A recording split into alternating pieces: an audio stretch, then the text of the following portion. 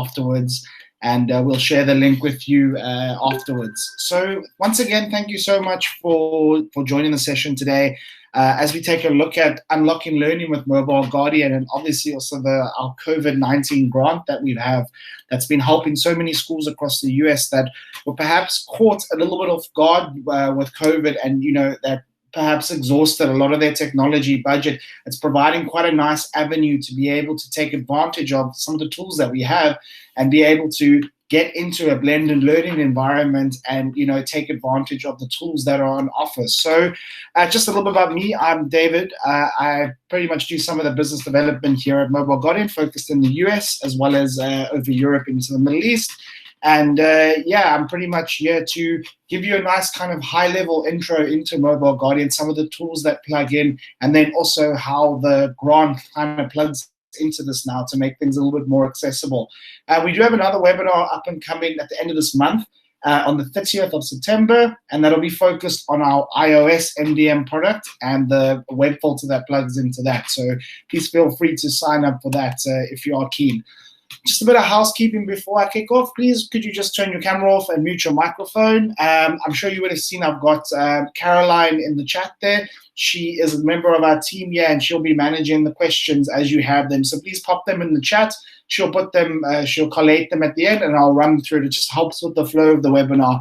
And just a reminder, we will be recording, and we'll share the recording with you after this. So quick little agenda on what I'm going through today. Just a quick intro into Mobile Guardian, who we are, where we've come from, a little bit around the COVID-19 grant, a little intro to where it came from and why we've positioned it in this way, and then a run through of a little bit of the actual tools. So the MDM across all three OSs that we support, Classroom Manager tool, the web filtering, cloud-based web filtering, as well as our linked parent dashboard.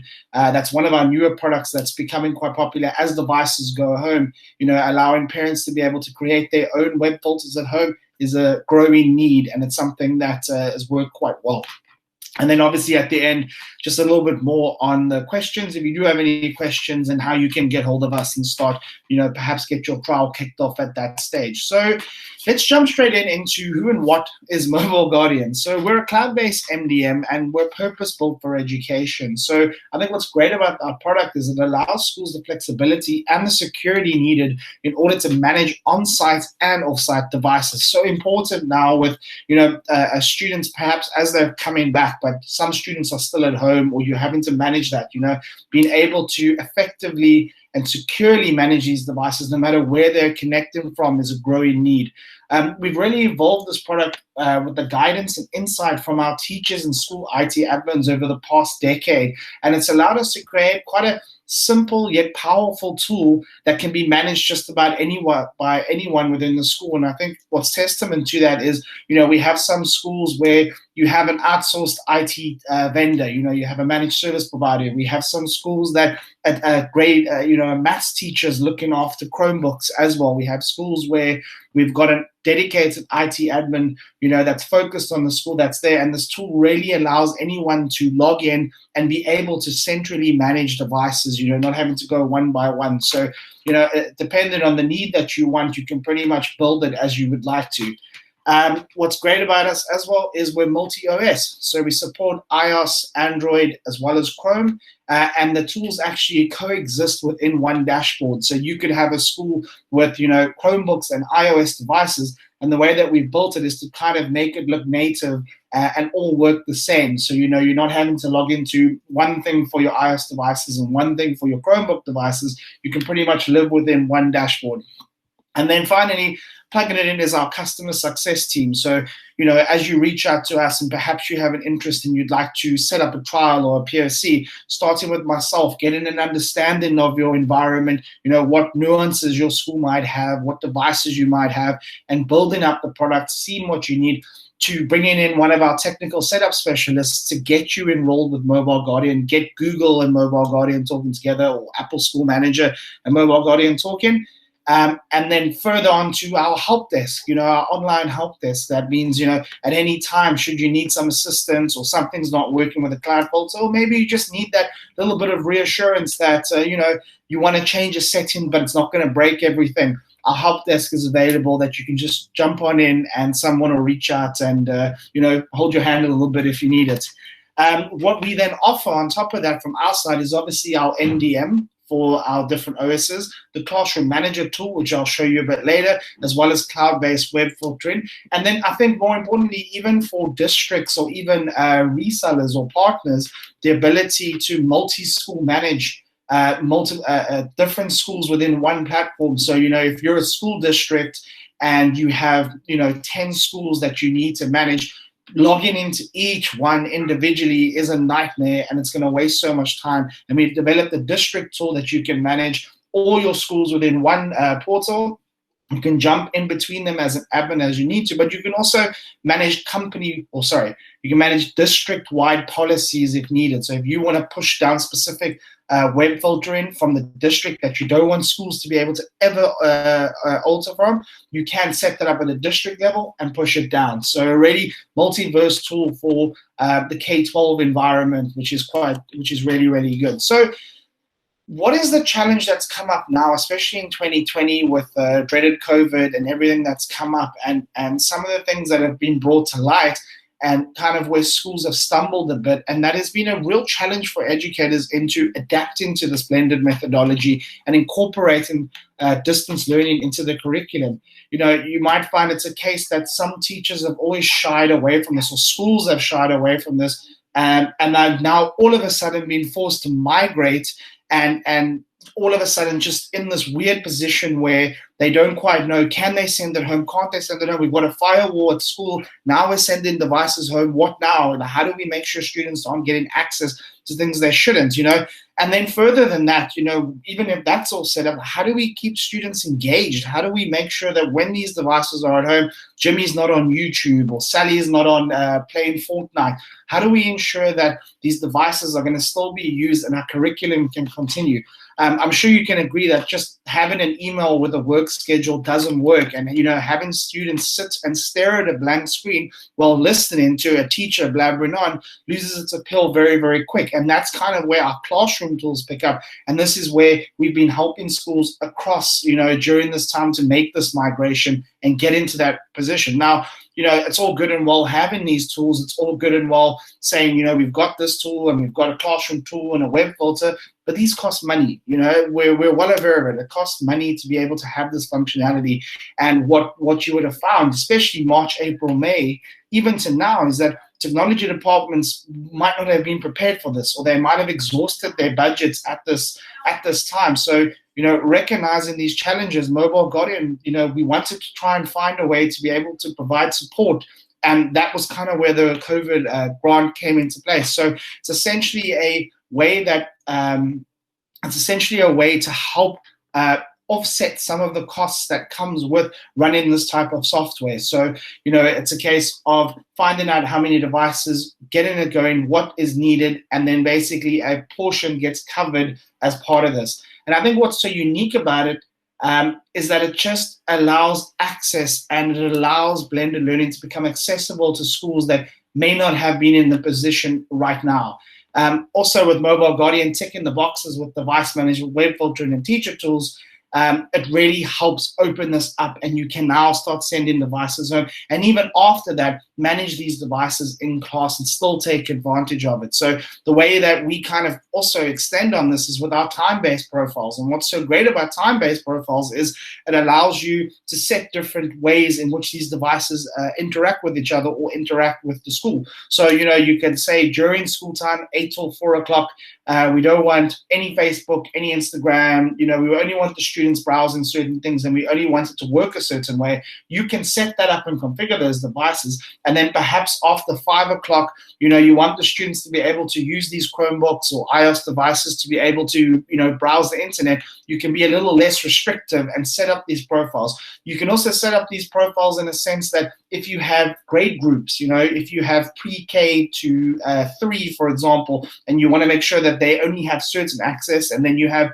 4 till 5, and it's a little bit less restrictive. And then as you go to high school or senior school, you can pretty much make it open if you want to, and you're able to create tags and really create this bespoke environment that your school is. So, for us to know exactly what your school has is very difficult, but these tools allow you to be able to recreate whatever you would like to. With devices going home, location tracking is also important. And that's another thing that Mobile Guardian gives you, that the ability to see where these devices are moving around and where they are at all times. And then obviously the classroom tools and web filtering. So I'm going to quickly jump into our admin dashboard. Let me just make sure that should be fine. You should be able to see that. And what you can see here is essentially an admin dashboard that hasn't loaded properly. I think they are doing some update. Let me just refresh. So essentially, this is just a dashboard for you to be able to get a nice open example of what is happening within your environment at all times. So what students are browsing, what applications they're using, what block keywords are being visited, what are your OS versions. I think they're doing an update right now, which is why it's a bit slow, but you can see, what are the categories of what's being searched, what are the keywords being searched, what are the top search keywords, what are the top used Chromebook applications. So it gives you just that very quick information. And I know where this works quite well is, a superintendent just wants to build a dashboard to jump in and see what's being browsed on these devices or what are the top block websites. You can set up a dashboard for a superintendent to get that information. It then goes a step further, and you can see when it comes down to managing devices. So you can see I have a multi-OS setup here. I've got a Chromebook, I've got an iPhone that needs to be charged, and I've got an Android phone also enrolled within my school. How we go about that is with Chromebooks, there's 3 different ways that we go about this. With Androids, we link up to Google EMM, and we essentially sync over that way, and we manage the devices via EMM. With Chromebook, we use something called a JSON file, and that creates an API link which allows us to be able to sync via OU. So as ever your OU structure is set up, we sync over. There's no need to go and individually add students and devices. We pretty much sync it across. We enable a background sync, and this pulls devices and students over. And then on iOS, we use APNS certificates on Apple School Manager or Apple Configurator 2 if the school is not enrolled in ASM. So we can also sync over your VPP, and that's how we sync over information to Mobile Guardian. Once this is done and it's set up, it really opens up device management within your school. So if I jump into this Android device, I've left this device at work, so I can see right now it's sitting at my office. I'm at home. And I get this nice snapshot as an administrator into things like the serial number, the IMEI number of this device. And what's great is as these devices go home, one goes missing, gets damaged, and you need to lodge an insurance claim or perhaps file a police report that it's gone missing. You've got all this information in hand. You've got the last known location over here, where this device was last. So you can see it's been sitting there for that amount of time since it's last checked in. I've got that information. I've also got access to the browsing history on this device. So I can see exactly what this has been used for and if it is in line with the policies that I've created in the profile section in the web filter. You can also see installed applications on this device. So if, for example, a student says they don't have YouTube on their Android device, I can jump in as an admin and see what on earth is going on here. Oh, yes, there is a problem here. Let me resync this application down to the device. And then I've also got just a few extra admin tools, which is remote wiping. So should the device go missing or get stolen and you don't want school information getting in, I can wipe this from the Mobile Guardian console. I can send a message straight down. I can lock it all from the console this side. So you can see whether it's an Android device, I've gone into inventory, whether it's an Android device or whether it's a Chromebook, we've really tried to keep the feeling. So this is now this Chromebook that's sitting next to me. You can see I'm at home right now, different location, and you can see that that's where it's sitting at this right point, what profile's active, who the parent is that's linked to this, and then also, once again, information on the device that I might need. And it's the same feeling as I move across, no matter what OS I'm currently working with. And you can see here, obviously, I was doing some demos today, and you can see kind of how it blocks according to the profile. So it's a very cool way to be able to manage devices. And I think one last thing I want to touch on before I just quickly jump into the web filter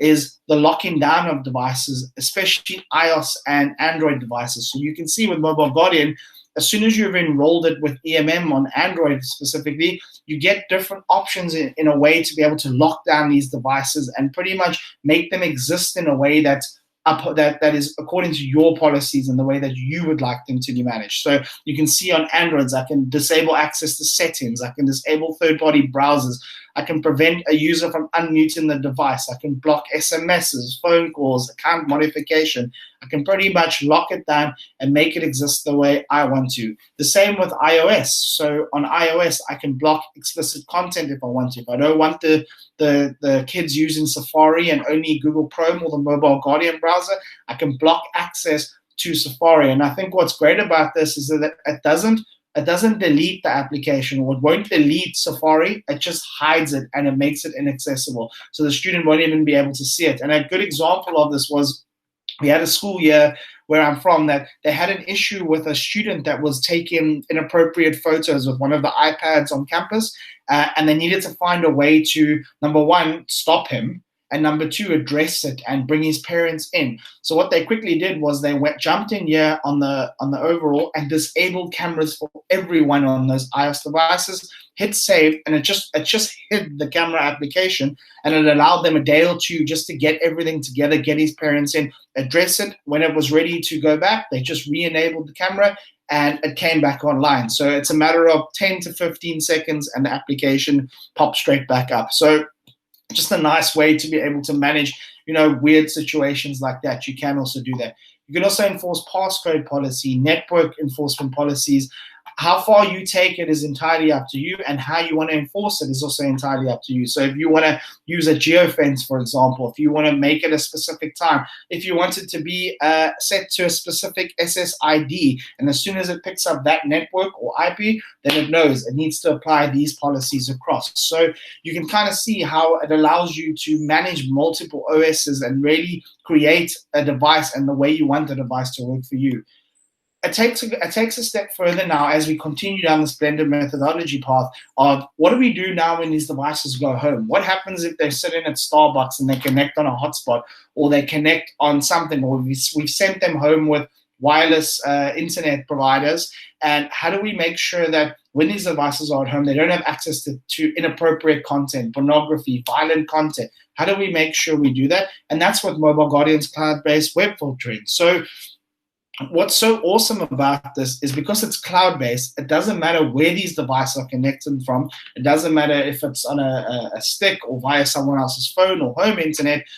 It's always going to be applied to the user and the user's browsing for this. So as long as they're signed in with their school domain accounts, we'll be able to then manage the way that these devices can browse. So we have two products here, one being standard web filtering and one being premium web filtering. And essentially the differences between them is on the standard web filtering, you'll have access to the whitelisting and blacklisting feature, where you'll be able to pick some specific categories. It won't be as extensive as on the premium web filter, but it will have the most important ones like pornography, social media, phishing and all that stuff. And you'll also be able to add to it. So you can pretty much create your own bespoke browser environment by either allowing Facebook, not allowing Facebook, or switching off social media, for example, social networking, but only allowing Facebook. So if I jump in here and test this now, and let's say, please ignore my rude ones here because I have to test. If I jump in here and I say Instagram, for example, I can see, according to this, my social networking, it's blocked. But if I now apply Facebook, which I've whitelisted, it'll say, hey, it's supposed to be blacklisted, but you've gone ahead and whitelisted it yourself. So what's awesome about this URL tester, if you don't have devices in front of you, you can still test rules and test sites here and make sure that the filters are applying even without the device in front of you. Because if it's applying right here, it's going to be applying down to the devices. The premium filter takes this a step further by also applying this logic to YouTube. So it allows you to be able to factor and control the YouTube app as well as YouTube in the browser and create your own YouTube environment. YouTube is definitely an excellent resource when it comes to educational content, but there's also a lot of crap on YouTube that can be quite distracting and that you don't really want to have the kids exposed to. So right here, we pretty much pulled the categories from YouTube And you can tailor your experience with YouTube through your whitelist, educational content and film and animation, for example. Or you want to blacklist every category and only whitelist specific creators or content or channels. So you could whitelist or blacklist channels here down to videos. So if you don't want certain videos or you only want certain videos, you're able to affect that and control that, how it exists. The keyword filter is probably my favorite thing out of all of the features of web filter. And this allows you to get a very much more bespoke experience when it comes to web filtering. And so with whitelisting and blacklisting, it's exactly that. It's white or black, on or off. With keyword, it allows you to still have a website on. So let's say, for example, you want CNN to be accessible. You want the kids to be able to catch up on news and have access to that. But you don't want them to see things like acts of terrorism, violence, anything that children shouldn't be seeing. You can set aside keywords within this filter and push that down. So although they're on CNN and they're browsing through CNN, they're trying to click on an article about a terrorist attack, it'll pick up that keyword and it'll actually block that page, but not the website. So this is a great, great tool to be able to still have access, but make sure that we're still kind of monitoring it and making sure that they can't see things that they shouldn't. So this tool in itself is very powerful. Like I said, it's cloud-based, so it's purpose-built for blended learning, and it's great because you're able to filter by website categories, or URLs, and then also YouTube channels, playlists, URLs, and keywords. And then obviously the keyword filter, just adding that extra little bit of functionality onto it to be able to have a more bespoke web filter. Most importantly, it allows you to uphold your e-safety policy, whether these devices are at school, whether these devices are at home, whether they're at Starbucks, it doesn't matter, because it will always be applying on that side. So probably where I always get the most excited is this next tool that I'm just going to touch on, and this is our Classroom Manager tool. So Classroom Manager tool is kind of birthed from a place where teachers were saying, we have these devices in class and, we have no way of knowing what's going on. How do we know what Johnny's doing on this machine when I'm walking around it? If I walk up to him, it looks like he's on Classroom, and then I turn around and he's laughing. What's so funny about history? So this is a tool that's been built to aid teachers to be able to get that digital window into device management. So we offer this on Chromebooks, Android, as well as iOS devices. The only exception to this is on iOS, we don't have the screen share functionality. It's just the way Apple's been built. It doesn't allow us to share the screen, but you'll have access to all the other tools. So what I'm going to do is I'm going to jump into a pre-prepared class that I have here. And because Mobile Guardian syncs with Google, we can actually do a roster sync. If you make use of Google for Education, then you can actually bring across a teacher's classes that they've already set up with students inside. So it pre-populates. You don't have to go in and create each class manually. You're able to sync your classes over and have access. So I'm going to start the class on this Chromebook next to me. I'm going to go, okay, cool, launch on Google. You can see on this Chromebook, it's going to say to me, your class is starting, but it says Kate's offline, which isn't great. Let's have a look here. So what happens on the device here is it pops up. It says, please join your class. I'm going to do that now. There we go. Kate's coming online, and asks Kate to please share a screen. And what you can see right now with this tool is I have a live feed into what is exactly happening on this device. If she closes that window and she opens Netflix, for example, I can see from my screen exactly what Kate is browsing or whatever it is. So if there was more screens on here and the other students were also in here, I'd be able to see each screen of what's going on. So let's close that and just open this up again. So some of the tools that have come out of this is real teacher aids, and to help teachers keep continuity in the lesson, but also keep some control of these devices during a lesson. So let's say, for example, Kate's quite smart and Kate's got YouTube open. But when I walk past, I'm just changing it on my side, she's hidden. So for all intents and purposes, if I look down at the screen right now, it looks like she's on the task that she needs to be.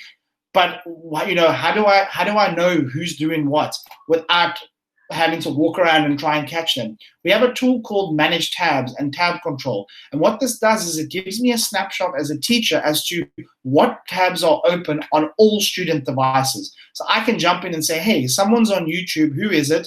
It's Kate. Kate's on YouTube, she shouldn't be there, and I can now manage this a few ways. One of them being I can send Kate a message and I can say, get off YouTube, and send this down to her, and it'll pop up on her screen over here. I just want to open it so you can see, and you'll see it'll say, Kate, please get off YouTube.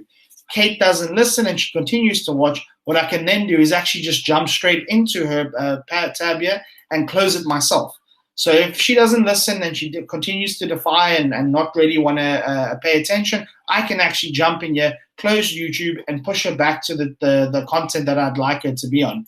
Another great part of that, and a more positive way, is, you want to get all students onto one web page. A group of 9-year-olds, getting them all on Wikipedia can be a challenge.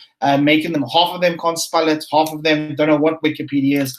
I can push this from the front as a teacher, wikipedia.org, and I can go ahead, and if I hit enter now, what it's going to do, you'll see on the device next to me, is it's actually going to go and launch that Wikipedia landing page for me, and I can push that out.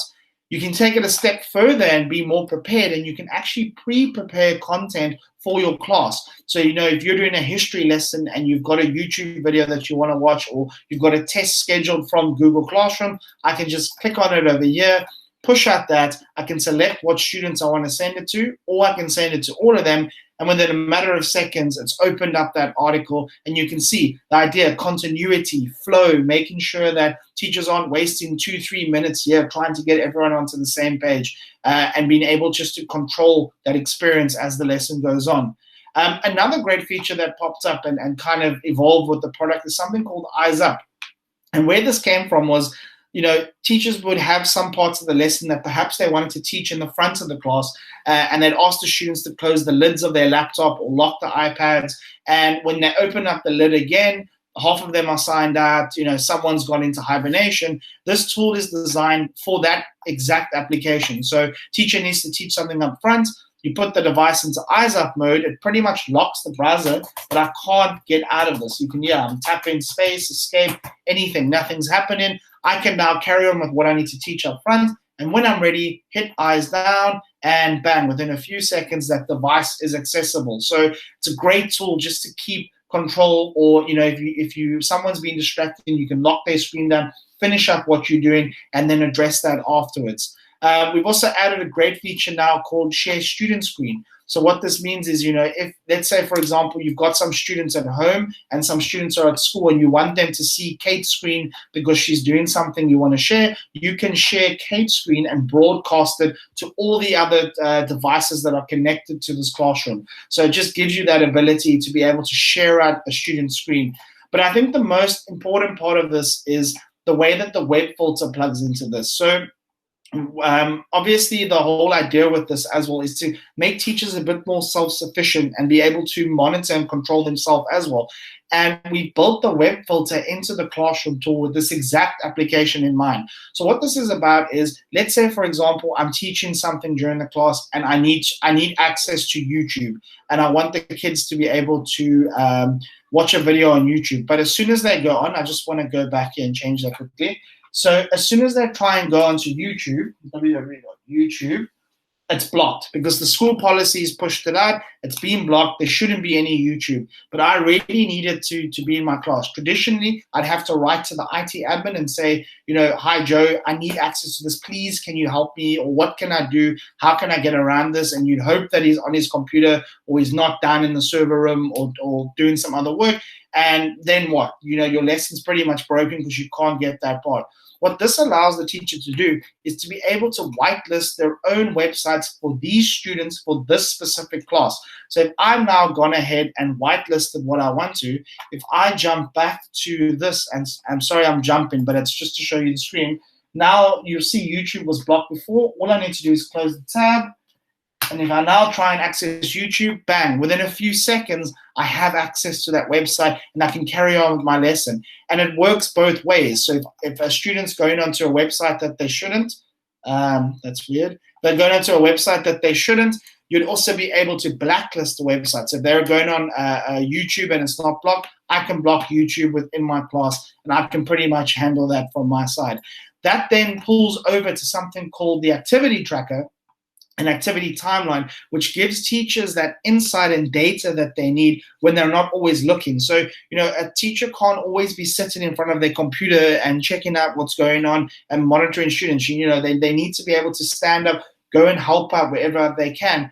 This tool right here is for that exact reason. So the teacher is now able to retroactively go and see what was done during the lesson with the student. So this will tick over during the entire lesson. And if I need to jump in and say, hey, Kate was on YouTube, I can see she was on YouTube for 2 minutes during that time. Here's this article. What was she doing on Wikipedia? Okay, she was looking at an article on ancient Rome. That's fine. And you're able to then dissect your lesson and kind of always know that in the background, you're able to get access to this data, and then even take it a step further and self-manage. So if Kate was continuously on YouTube and I now need to send a report to the principal or the guidance counselor, I've got access to her browsing history just for this lesson. So I don't need to message the IT guy again and say, hey, please can you send me a snapshot of Kate's history? I want to be able to escalate this matter. I can go in, take a snapshot, and then pretty much manage myself from that point. So it's very cool. It's a very powerful tool. And I think what's great is that it's not designed to replace Google Classroom. It's designed as a teacher aid to help teachers in lessons. And even better is that every lesson that has been had gets recorded as a session, and the teacher has access to this. So if I jump back to a demo I did here on the 19th of August last month, I have access to this timeline. Okay, not there. That's not a good example. That's weird. Let's just jump to a session here. 6 minutes. So this is a session I had not so long ago.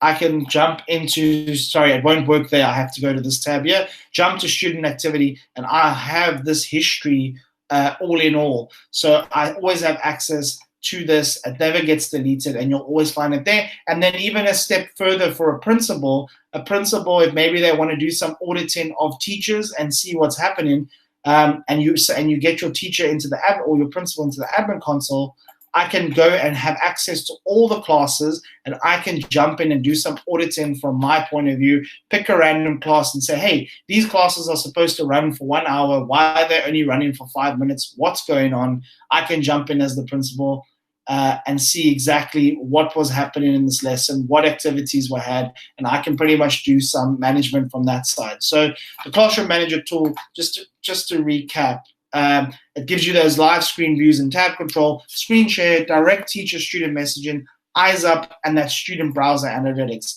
The last little part of Mobile Guardian, I think it's quite interesting, is the linked parent dashboard. And what I was talking about earlier with, each home having their own set of rules, each home having access to what they want. It's impossible to keep every parent happy and keep every household happy. And, something that came out of it was, some parents, when the devices are at home, if they're one-to-one devices, the parents are like, we bought these devices. When they come home, I don't care if Johnny can go on Facebook. I want Johnny to be able to browse Facebook. I paid for this device.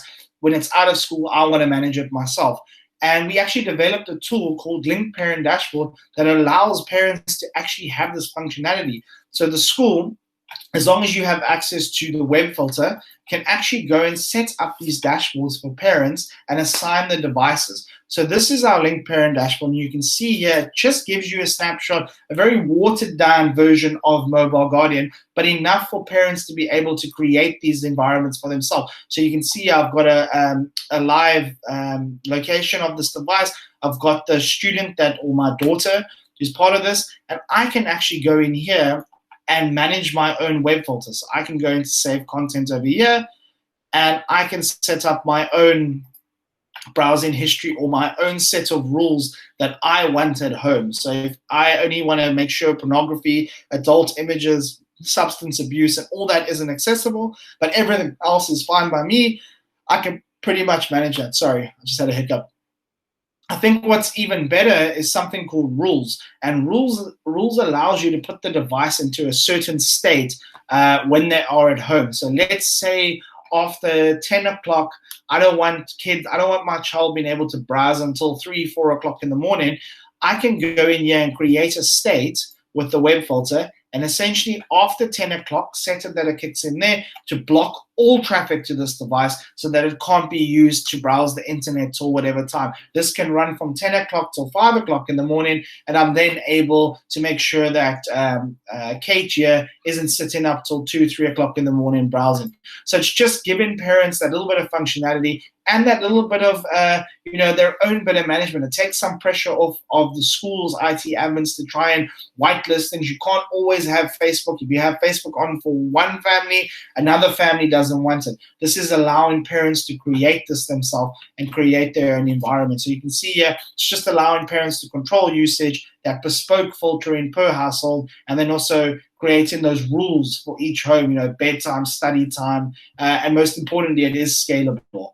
So that was a very, very kind of packed in overhaul of Mobile Guardian.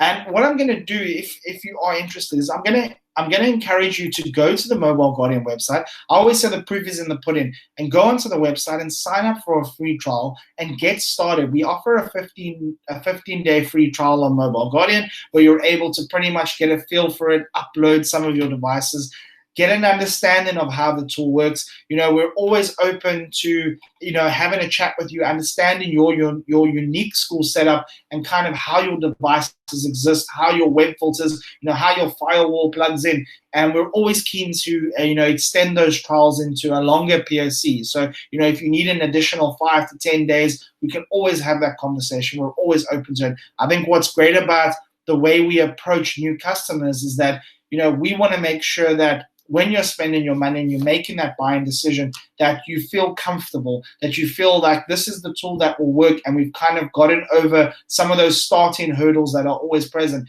It also allows us as a company to see if our tool will work the way you want it to. So at least when you are ready to switch over, we're both on the same page. We both know exactly how we want it to work. And it just makes the longevity of the relationship a lot better. I think it's something quite unique to us and something that we strive towards at Mobile Guardian. And then most importantly, which we'll be sharing with you afterwards, just some more information on the grant, how it kicks in, and kind of what it covers with this in terms of your devices and how you can apply. So you can see it gives you access to classroom, admin, as well as parent dashboard and the web filter. And then you'll just need to apply and pretty much just give us a small explanation. So it's all set up there. We'll share this with you afterwards. And just a reminder, on the 30th of September, we'll have our iOS webinar. And yeah, let's jump into the questions if there aren't any. I think I went through that quite quickly. When will we get the recording? So I'll share that with you probably tomorrow, latest Monday. Nick in marketing will share that off with you. Thanks for your email address. I'll make sure that they send a copy to you as well. Other than that, that is pretty much it on my end. If there are any other questions, please feel free to pop them in the chat. And then, yeah, other than that, have a great evening, have a great day. And if you do have any questions, please pop me a mail or pop a mail to sales at Mobile Guardian, and we can set up some time and get an understanding of kind of why you think Mobile Guardian would be a good fit within your environment. Cool. Thanks so much, guys. Thanks, everyone, for joining. Awesome. Thanks, guys. Thank you so much, David. Thanks, Nacho. Oh, my pleasure.